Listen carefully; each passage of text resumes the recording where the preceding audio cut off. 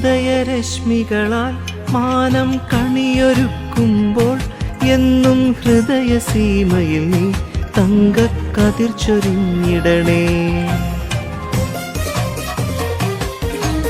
ഉദയരശ്മികളാൽ മാനം കണിയൊരുക്കുമ്പോൾ എന്നും ഹൃദയസീമയിൽ നീ തങ്കക്കതിർ ചൊരിഞ്ഞിടണേ. കളഭകോമളമാം നിന്റെ കനകമണിബിംബം കണ്ടു കരതളിർപ്പൂക്കും ഞങ്ങൾക്കഭയമേകണമേ.